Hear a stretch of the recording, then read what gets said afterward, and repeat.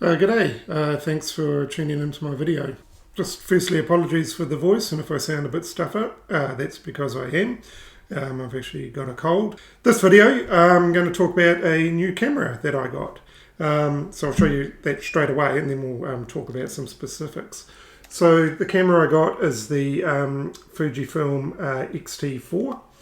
After shooting many years with the Olympus OMD EM5, which is the micro four thirds system, I had been thinking for quite some time that it was actually time for a replacement. And while I, over the years, I've been very happy with the micro four thirds system, I have been wanting to increase the sensor size. And it was, well, do I go full frame or APS-C? Yeah, so I went with APS-C because it was a good balance between the type of photography that I want to do. I was actually quite happy with what I was producing with the micro four thirds. In the end, I decided I didn't really need full frame. So in terms of the X-T4 itself, I've been using it over the weekend for the first time. I have to say it's really nice to shoot with. I'm really enjoying it. I've got no photos off it yet to show you, as I've just sort of been experimenting, but we'll save them for another video. So we'll just run through sort of the camera body itself and sort of how I've set it up. So as you can see on the top, there's plenty of dials, but don't be intimidated. So what these are, starting here, this is your exposure compensation dial. Then we've got the shutter speed, and then we've got the ISO adjustment dial. Below a couple of these, so below the shutter speed one, if you can see it there, that's where you can switch between still photography or video movie shooting. And then also on this dial here below that is another adjustment you can make, and this is for things like if you want to do have it set in single shot, or like continuous shooting when you hold the shutter down, burst mode, bracketing, that sort of thing. On the back, we've got it's a bit hard to see in this video, a dial here that you can just swivel around, and you can adjust what that dial does in the settings.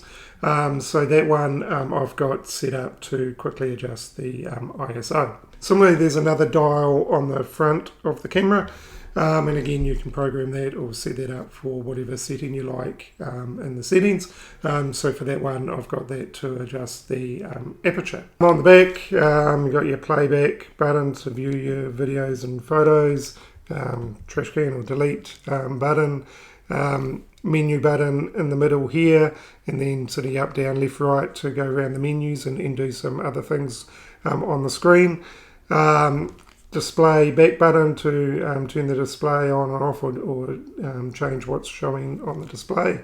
Obviously the electronic viewfinder, which actually is really nice to use. And autofocus on and lock button, auto exposure lock button.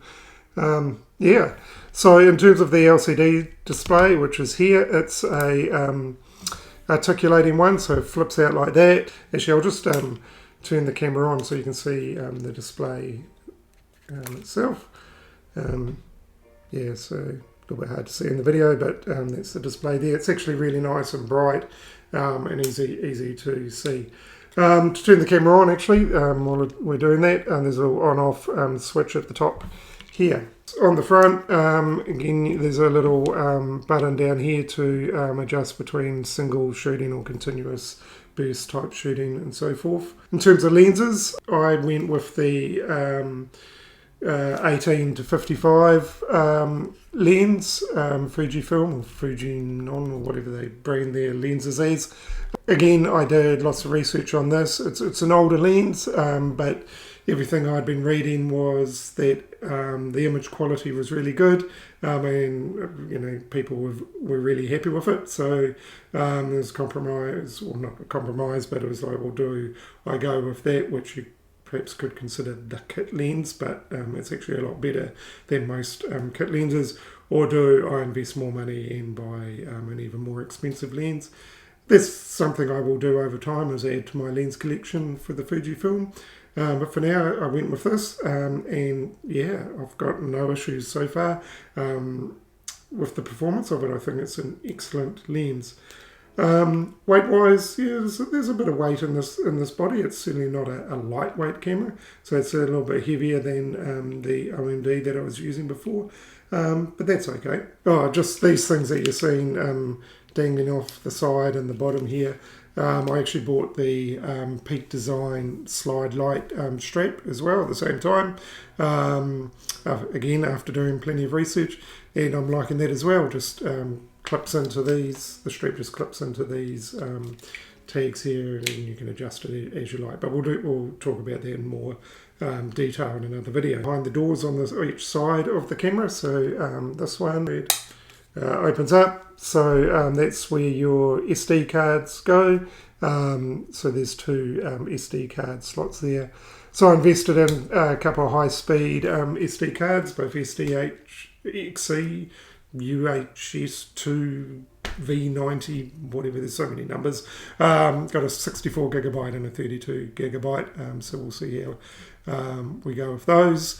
And then on the other side, there's a little slot here for plugging in your USB-C and cables and HDMI cable.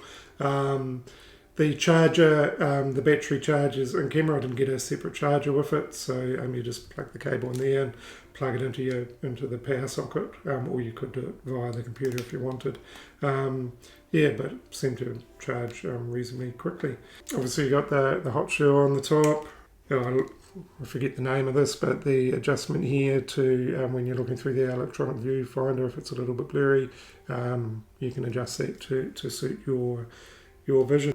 Yeah, so overall, as I said, I'm really happy with my purchase. I think I've made an excellent choice. I can see me really enjoying using this camera, and so far I have. I haven't actually done any videos with it yet, so watch out for those, because I'll be trialling that out and posting the results here. I'll make an overall video about my impressions of that. So at this point, not much else to say about the camera. I will produce a video soon, which will include images that I've taken with the camera, and sort of what my impressions of those and so forth. As always, thanks very much for watching the video. Give it a thumbs up. Do subscribe to the channel. That's much appreciated. And as always, we'll catch you in the next one. See ya.